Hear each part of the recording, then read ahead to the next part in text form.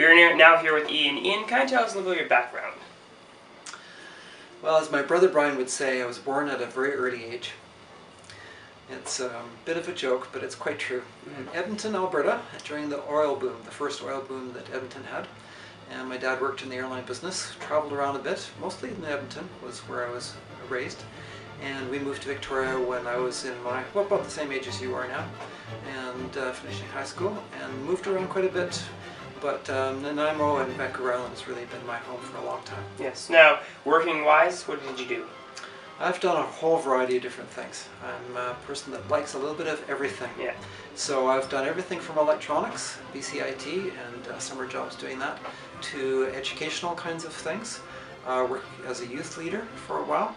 Not nearly as cool as the guy that is in your school, mind you, but I did do it. And I've worked as a congregational minister. And more recently I've been doing counseling here with Shore Counseling Society, as well as started my own business, Shore Energy Solutions, which works with homeowners and businesses. Good. Now tell us a little about your platform.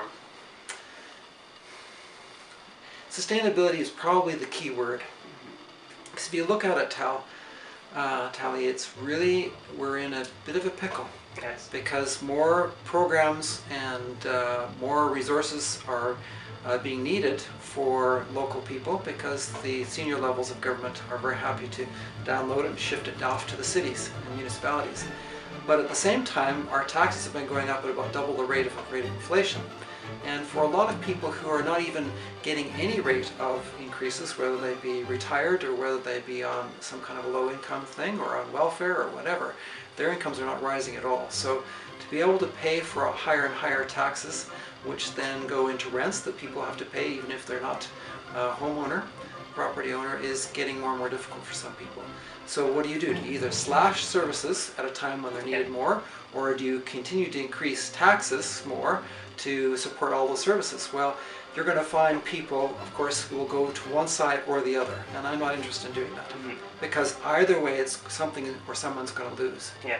So what I'm really, my platform, Tali, is designed to try and find new ways of supporting both, of making sure that taxes don't go up at huge rates, or if they continue to go up at the rates that they are, because they probably are going to need to for a while, is to find ways to reduce expenses. Yes. So that people who are living in our wonderful city don't continue to suffer as the result of higher expenses in everything. And one of the areas of particular interest to me is energy, because energy prices are going through the roof in a number of ways. Oil prices, we see gas prices are going up, and electricity prices could be as high as doubled for the second tier in another 5 years. All right, what do you bring to the table that other candidates don't bring?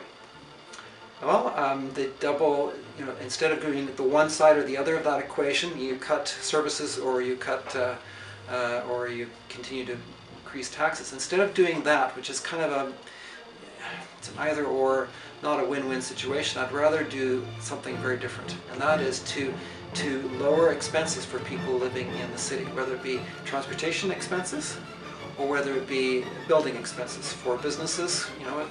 Heat and light are very expensive and getting more and more so all the time.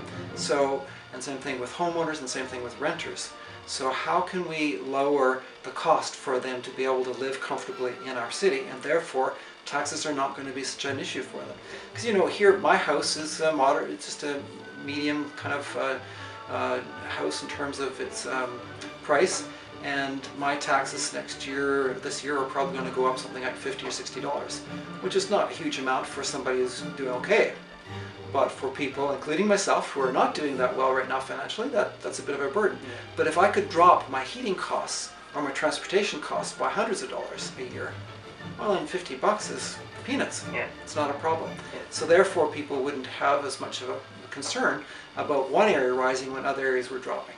Now, why should Nanaimoites vote for you and not others at this by-election? Tali, I'm not sure how I can really answer that question other than if people really see the vision that I have. If they are willing to trust me as being a person who is very much a community guy, not just a businessman, but a community guy, then I see that they would vote for me. Yeah. All the candidates have got strengths, and so I don't think any one candidate is the best, because I don't think there is such a thing. We all have our strengths and our weaknesses, and I offer something that I think is extremely unique to the city. Now, if people want to get in contact with you, how do they so? Is there an email or website they can go to? Yes, well, my name, Ian Gartshore. It's not Garth Shore, it's Gartshore. That's the typical mistake. .ca. So if they go there, they'll find the website and they'll find all the platform is listed on there. All right, thank you, Ian, and good luck. Yeah, thank you very much.